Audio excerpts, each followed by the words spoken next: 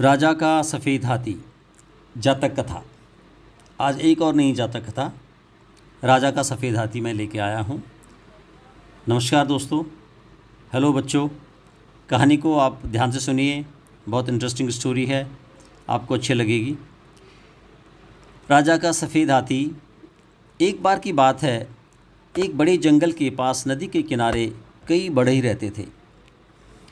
बढ़ई हर दिन नावों में बैठकर जंगल में पेड़ों को काटकर लकड़ी बनाने जाते थे। एक दिन जब वे काम पर थे तो एक हाथी 3 पैरों पर लंगड़ाता हुआ उनके पास आया।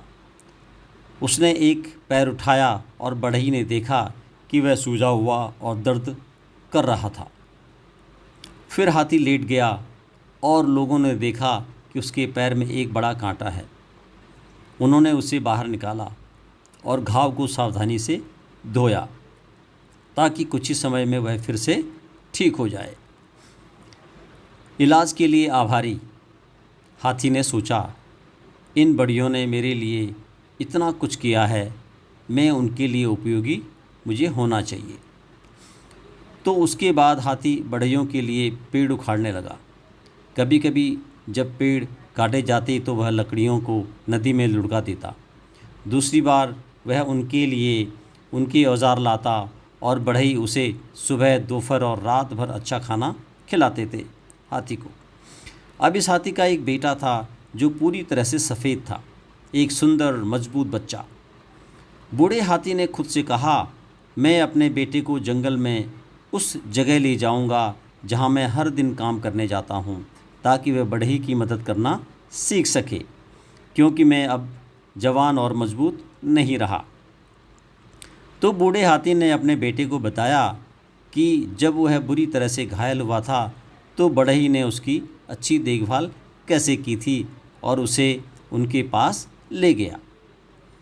सफ़ेद हाथी ने वैसा ही किया जैसा उसके पिता ने उसे करने को कहा था और बढ़ई की मदद की और उन्होंने उसे अच्छा खाना खिलाया।